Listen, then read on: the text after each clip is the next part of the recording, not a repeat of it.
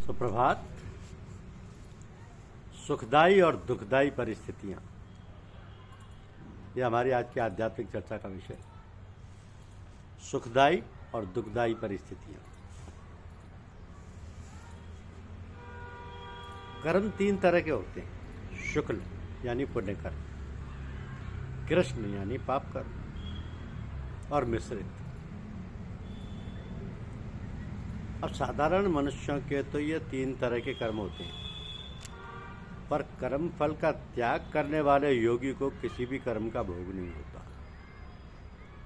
उसके पास सांसारिक सुख दुख पहुंचता ही नहीं। जब ये पहुंचता ही नहीं तो फिर वह सुखी दुखी कैसे होगा? परिस्थिति कर्म निर्मित है। जैसे कर्म की है वैसी परिस्थिति सामने आ जाती है, और वो सुखी दुखी नहीं करती। भागवत में एक कथा आती है कि बाल्यावस्था में नारद जी महाराज की माँ मर गई। तो बालक की माँ मर जाए तो वह बड़ा दुखी हो जाता है, पर नारद जी दुखी नहीं। फिर तो उन्होंने उसको भगवान का मंगलमय विधान ही माना। अब नारद जी के भजन में रुचि थी, भजन में माँ बाधक थी, अतः वह मर गई। तो भजन की बाधा मिट गई, इसलिए नारद जी राजी हो गए। तात्पर्य है कि परिस्थिति आदमी को दुखी नहीं करती, वो मूर्खता से ही दुख पाता है। सुख दुख से सबके सब ऊंचे टूट सकते हैं, इसमें संदेह की बात नहीं। दो बातें मूर्खता से होती कि दुख तो दूसरे ने दे दिया, परो ददाती थी, और सुख में अपने उद्योग से कर लेता हूँ, अहम करोमी थी। तो अगर अपने उद्योग से सुख होता तो आज कोई दुखी नहीं होता। दूसरे को दुख देने वाला कभी सुखी नहीं हो सकता, ये सिद्धांत है। कोई आदमी किसी के पीछे ही पड़ जाए दुख देने के लिए तो वह दुख में निमित्त हुआ कि नहीं? वह तो मूर्खता में निमित्त हुआ। दुख तो उसको मिलने वाला ही मिलेगा। जो दुख देने के लिए पीछे पड़ा है उसको भयंकर पाप लगेगा और भयंकर दुख भोगना पड़ेगा, परंतु जिसको दुख मिलता है उसका तो प्रारब्ध है। सर्व समर्थ और परम सुहृदय परमात्मा के रहते हुए परमात्मा के जीते जी कोई दुख दे सकता है? नगर के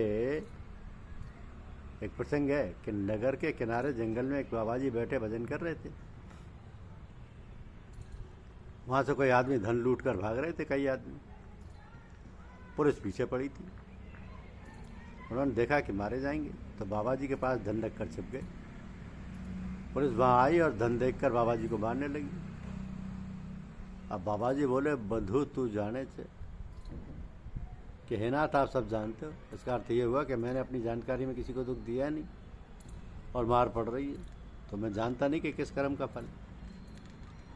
तो हे भगवान, आप ही जानो, हमारे को इसका पता नहीं है। बिना कसूर मार पड़ रही है। इतने पर भी उन्होंने किसी को दोष नहीं दिया। अतः जिसको मार पड़ती है उसमें ऐसा धैर्य चाहिए, दूसरा बेचारा दुख दे नहीं सकता। हम अपनी मूर्खता से दुख पा रहे हैं। दुख देने वाला दुख नहीं दे सकेगा, प्रत्युत सुख देगा। ऐसा देखा है कि दूसरा करना चाहता है अनिष्ट और हमारा होता है इष्ट। ऐसा भी यह होता है, यह अनुभव की बात है। सुख दुख बिल्कुल माना हुआ है तो नहीं, तभी तो मिटता है, नहीं तो मिटे कैसे? सत का कभी अभाव नहीं होता। यदि सुख दुख की सत्ता होती तो वह कभी मिट सकता ही नहीं। अतः सुख दुख है नहीं, केवल माना हुआ है, इस मान्यता को छोड़ना है। और ये छूटता क्यों नहीं? आप छोड़ते क्यों नहीं? आप कहते हो कि छूटता नहीं, मैं कहता हूँ कि छोड़ते नहीं। आप पकड़ना छोड़ दो तो कैसे दे देगा दुख? दे नहीं सकता, परंतु दुख देने का भाव रखने वाला दोषी या पापी जरूर बनेगा। तो इसमें संदेह नहीं है। अब एक बहुत बड़ी भूल बताते हैं कि हम जिससे दुख मिटे उस उपाय को ना करके परिस्थिति बदलने का उद्योग करते हैं, जो सर्वथा निष्फल है। निर्धन है तो धनवान हो जाए, रोगी है तो निरोग हो जाए, अपमानित है तो सम्मानित हो जाए, निंदनीय है तो प्रशंसनीय हो जाए। ये परिस्थिति बदलने का उद्योग है। जो बिल्कुल निरर्थक होगा, क्योंकि ये वृथाभिमान है। अहम करोमीति वृथाभिमान है। आप परिस्थिति बदल सकोगे नहीं। इसलिए एक मार्मिक बात यह है कि परिस्थिति ना बदल करके जो परिस्थिति मिली है उसका सदुपयोग करो। बुखार आ गया, घाटा लग गया, अपमान हो गया, निंदा हो गई, तो अब इसका सदुपयोग करो। कोई कांटा निकाले तो हमें पीड़ा तो होती है, पर कांटा निकलने से बड़ा भारी लाभ होता है। इसी तरह अपमान होता है, घाटा लगता है तो इससे हमारे पाप नष्ट होते हैं, प्रतिकूल परिस्थिति से पाप नष्ट होते हैं। ये बात तो बहुत जगह मिलेगी, पर इसमें एक मार्मिक बात यह है कि प्रतिकूल परिस्थिति कल्याण की साधन सामग्री है।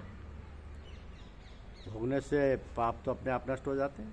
बिना चाहे रोते रोते भोगोगे तो भी पाप नष्ट हो जाएंगे, परंतु उसका सदुपयोग करो तो कल्याण हो जाएगा। सुखदायी परिस्थिति का सदुपयोग है सेवा करना, दूसरों को सुख पहुँचाना। दुखदायी परिस्थिति का सदुपयोग है सुख की आशा न करना। अब सुखदायी परिस्थिति में सुख का भोग करना गलती है, और दुखदायी परिस्थिति में सुख की आशा करना गलती है। गलती मिटाना सत्संग का काम है, सत्संग से गलती मिट जाएगी। इस बात को लेकर बड़ी प्रसन्नता होती है कि मनुष्य को ऐसा मौका मिला जिसमें वो अपना कल्याण करके सुख दुख दोनों से ऊंचा उठ सकता है। अतः तुच्छ भोगों में फंसकर अपना समय बर्बाद नहीं करना चाहिए। आज दिन तक किसी को मनचाहा भोग नहीं मिला, किसी को मनचाही बात नहीं हुई। एक व्याख्यानदाता ने कहा था कि मनचाही तो राम जी के बाप की भी नहीं हुई, पर आप कैसे कर लोगे?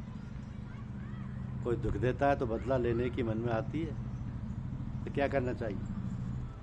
बदला लेने की भावना हमारी गलती है, भूल है। वह तो हमारे कर्मों का फल भुगता कर हमें पवित्र कर रहा है। अतः यदि आपको बदला चुकाना हो तो सबसे पहले उसकी सेवा करो जो दुख देने की चेष्टा करता है, और पापों का फल भुगता कर आपको शुद्ध कर रहा है, आपका उपकार कर रहा है। उसका बदला लेना हो तो आप अपने तन से, मन से, वचन से, धन से, विद्या से, बुद्धि से, योग्यता से, पद से, अधिकार से उसकी सेवा करो, उसे सुखी बनाओ। परिस्थिति का सदुपयोग करना तो ठीक है, लेकिन अगर प्रतिकूल परिस्थिति आ जाए, घाटा लग जाए, तो उसका प्रतिकार तो करना ही पड़ता है।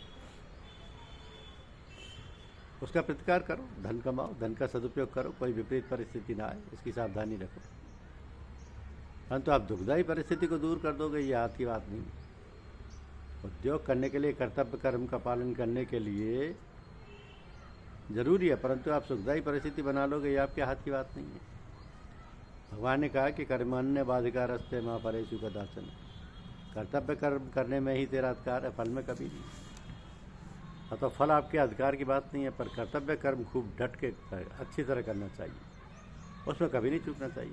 परंतु किसी को दुख देना, किसी को नीचा दिखाना, ऐसी जो धारणा है, यह महान गलत है। इससे भयंकर दुख पाना पड़ेगा, बच नहीं सकेगा कभी।